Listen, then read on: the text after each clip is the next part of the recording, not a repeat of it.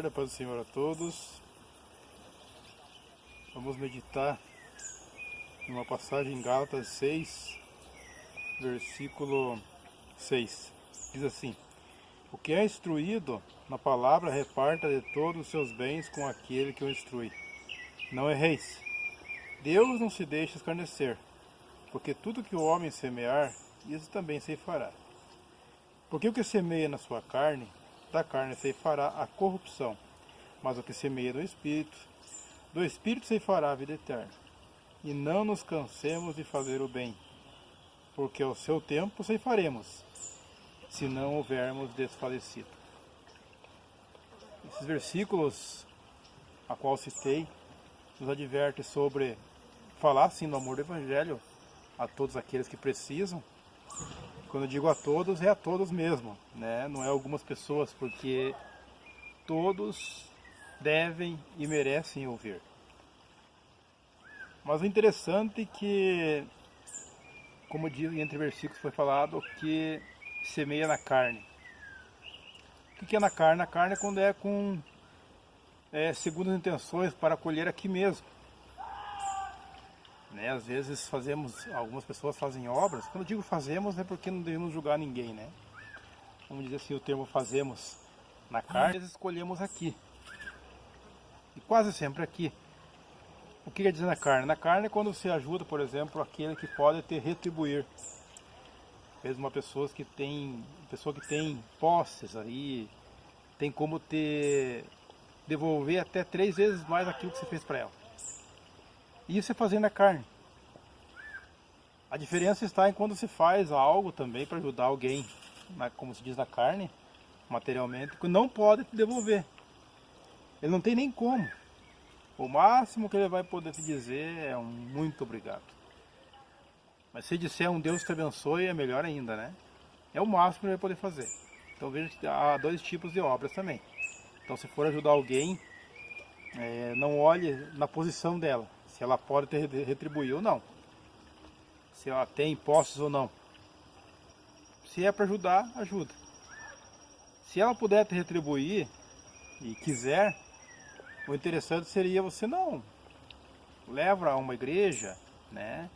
Quem sabe leva de oferta, se for um valor em dinheiro, sei lá. Ou quem sabe manda ela ajudar alguém, seria bom. Não que você não seja digno, quem sabe Deus pode te honrar sendo ajudado também para a pessoa. A questão está que Deus conhece nossa mente, nosso coração, nosso intuito.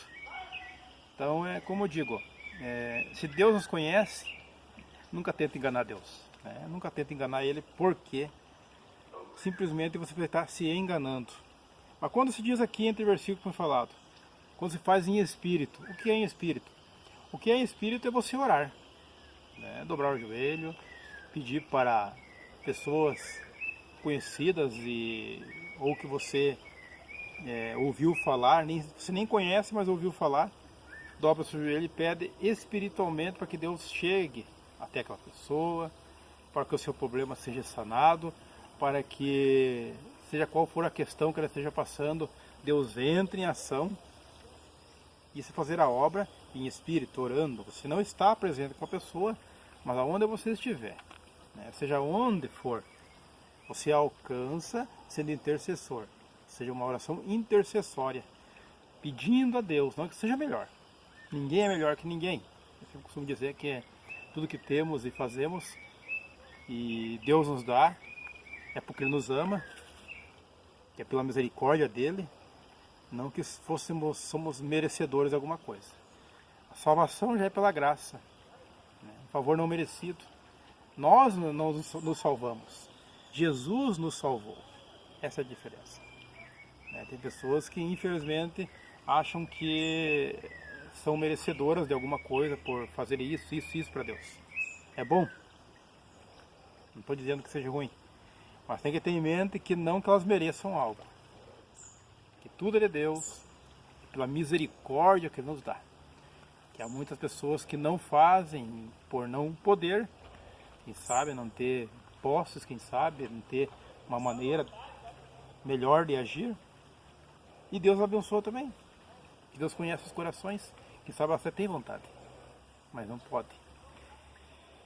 Mas a questão está que diz aqui, não erreis, Deus não se deixa escarnecer, porque tudo que o homem semear, isso também se fará. Percebe que não erreis, Deus não se deixa escarnecer, é uma advertência que tem para mim e para você.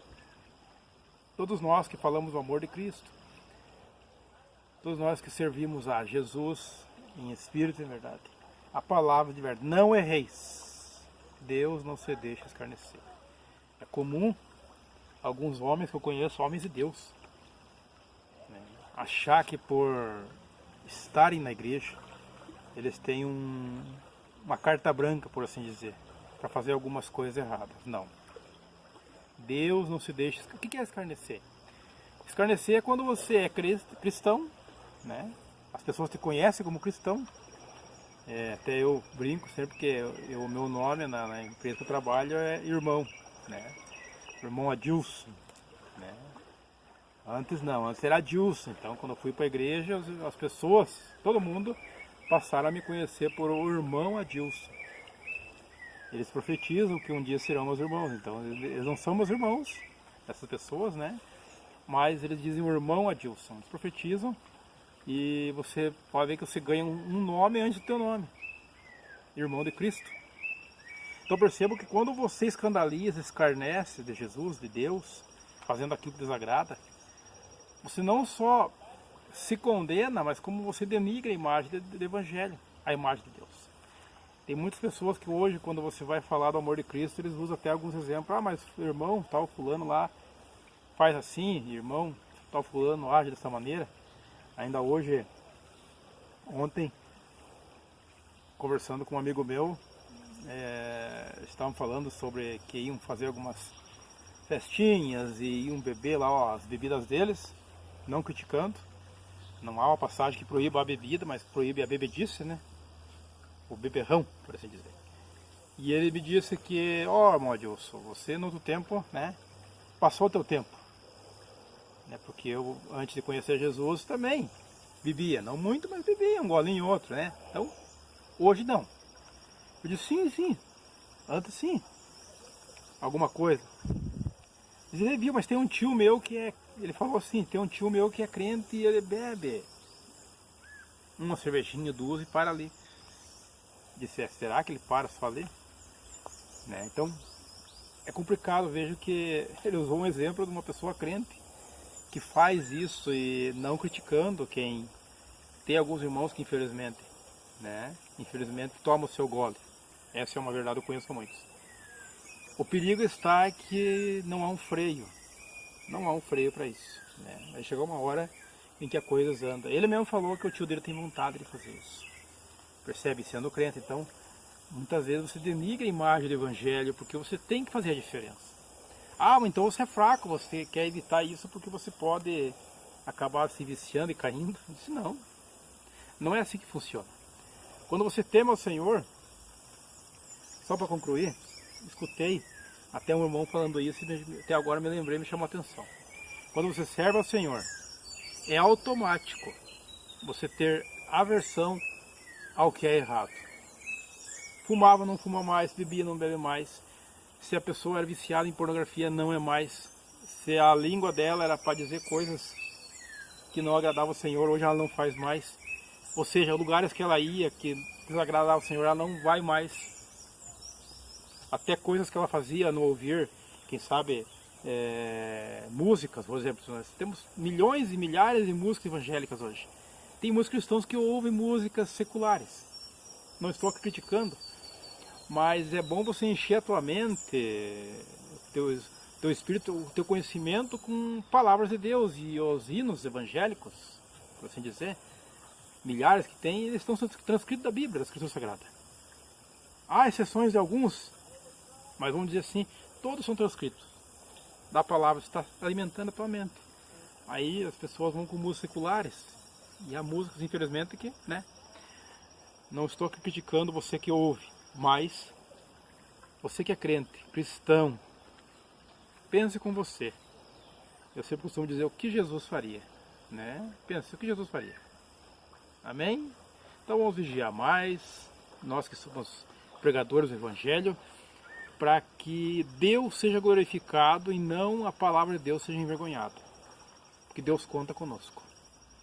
Senhor, nosso Deus e poderoso Pai, aqui estamos mais uma vez nesse local, nesta tarde, Senhor, nesse lugar lindo que o Senhor nos preparou, a qual o Senhor pôs essa palavra em meu coração, Senhor, como uma advertência, quem sabe, para muitos que têm se pregado o Teu Evangelho, muitos que se denominam cristãos, pessoas que servem ao Senhor, mas infelizmente pelos seus atos, ó Deus, pelos seus atos, Senhor, eles têm, quem sabe, denegrido o Teu Evangelho, pelos seus atos, eles têm muitas vezes posto, que sabe, em dúvida a Tua palavra, Senhor, que é genuína.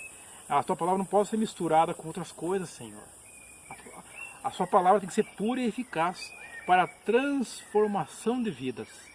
E não que a pessoa simplesmente se acomode, sirva a Deus da maneira que ela quer. Não, o Evangelho ele é para nos transformar, não é para nos agradar, é para transformar a sua vida, para morar com o Senhor.